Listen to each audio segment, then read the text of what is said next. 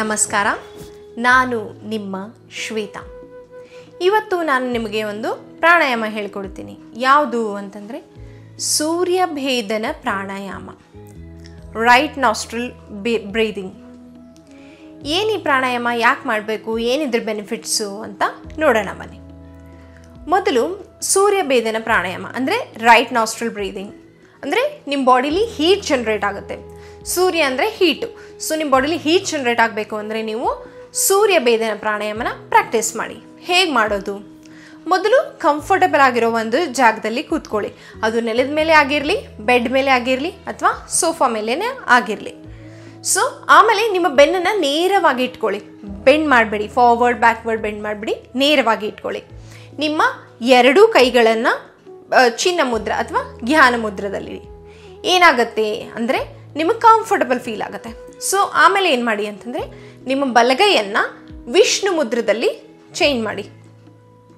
ಏನಾಗುತ್ತೆ ಈ ಮುದ್ರದಿಂದ, ಸೊ ನಾನು ನನ್ನ ರೈಟು ಮತ್ತು ಲೆಫ್ಟ್ ನಾಸ್ಟ್ರಿಲನ್ನು ಕಂಟ್ರೋಲ್ ಮಾಡ್ತೀನಿ. ಇವಾಗ ನಾನು ಸೂರ್ಯಭೇದನ ಪ್ರಾಣಾಯಾಮ ಪ್ರಾಕ್ಟೀಸ್ ಮಾಡ್ತಿರೋದ್ರಿಂದ ಬರೀ ರೈಟ್ ನಾಸ್ಟ್ರಿಲ್ ಅಷ್ಟೇ ಕಂಟ್ರೋಲ್ ಮಾಡ್ತೀನಿ.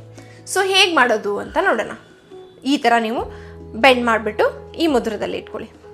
ಸೊ ಆಮೇಲೆ inhale through your right nostril, exhale through your left nostril ಅಷ್ಟೇ. ಮತ್ತು again inhale through your right nostril, exhale through your left nostril. Inhale through your right nostril, exhale through your left nostril. ಹೇಗೆ ಮಾಡೋದು?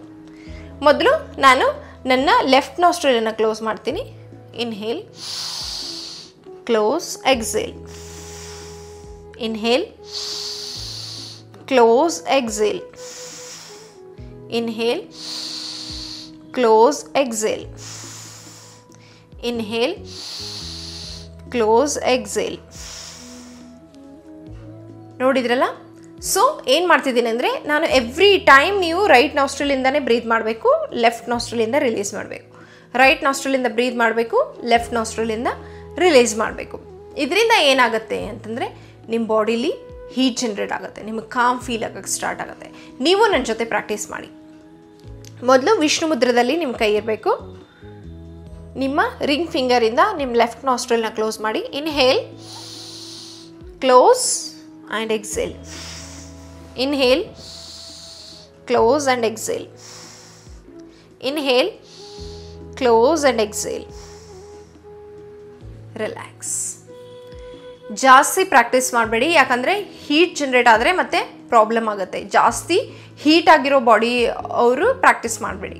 ನಿಧಾನವಾಗಿ relax ಮಾಡಿ. ನಿಮಗೆ feel ಆಗೋಕ್ಕೆ start ಆಗುತ್ತೆ ನಿಮ್ಮ ಬಾಡಿಲಿ ಹೀಟ್ ಜನ್ರೇಟ್ ಆಗೋದು, ಅಥವಾ ನಿಮಗೆ ಬಿಸಿ ಬಿಸಿ ಅನ್ಸೋಕೆ ಸ್ಟಾರ್ಟ್ ಮಾಡಿದರೆ ಸ್ಟಾಪ್ ಮಾಡಿ. ರಿಲ್ಯಾಕ್ಸ್ ಮಾಡಿ, ನಿಧಾನವಾಗಿ ಕಣ್ಣನ್ನು ಓಪನ್ ಮಾಡಿ. ಕೆಲವೊಂದು ಸರ್ತಿ ಒಬ್ಬೊಬ್ಬರಿಗೆ ನೋಸ್ ಬ್ಲೀಡಿಂಗ್ ಆಗೋಕ್ಕೂ ಕೂಡ ಸ್ಟಾರ್ಟ್ ಆಗುತ್ತೆ. ಸೊ ಅದಕ್ಕೆ ನೀವು ಅದನ್ನು ಅವಾಯ್ಡ್ ಮಾಡಿ, ಪ್ರಾಕ್ಟೀಸ್ ಮಾಡಬೇಡಿ. ನಿಮಗೆ ಗೊತ್ತಿರುತ್ತೆ ನಿಮ್ಮ ಬಾಡಿ ಟೈಪ್ ಯಾವ ಥರದ್ದು ಅಂತ. ಯಾರು ಜಾಸ್ತಿ ಬಾಡಿ ಹೀಟ್ ಇರುತ್ತೆ ಸೊ ಅವರು ಈ ಥರ ಪ್ರಾಣಾಯಾಮನ ಪ್ರಾಕ್ಟೀಸ್ ಮಾಡಬೇಡಿ. ಸೊ ಈ ಪ್ರಾಣಾಯಾಮ ಪ್ರಾಕ್ಟೀಸ್ ಮಾಡೋದ್ರಿಂದ ಇದನ್ನು ನೀವು ಸಮ್ಮರ್ಸಲ್ಲಿ ವಿಂಟರ್ಸಲ್ಲಿ ಪ್ರಾಕ್ಟೀಸ್ ಮಾಡ್ಬೋದು, ಯಾಕಂದರೆ ಹೀಟ್ ಜನ್ರೇಟ್ ಆಗುತ್ತಲ್ಲ ಬಾಡಿಗೆ. ಸೊ ನಿಮಗೆ ವಿಂಟರ್ಸಲ್ಲಿ ಸ್ವಲ್ಪ ಹೆಲ್ಪ್ ಆಗುತ್ತೆ, ಸ್ವಲ್ಪ ಹಾಟ್ ಫೀಲ್ ಆಗುತ್ತೆ, ಚೆನ್ನಾಗಿ ಫೀಲ್ ಅನಿಸುತ್ತೆ.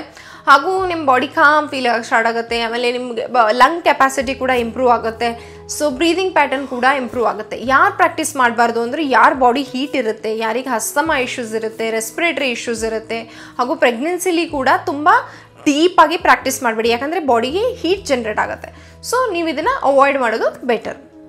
ಮತ್ತೆ ಮುಂದಿನ ವಿಡಿಯೋದಲ್ಲಿ ಮತ್ತೆ ಭೇಟಿಯಾಗೋಣ. ಅಲ್ಲಿವರೆಗೂ ನಮಸ್ಕಾರ.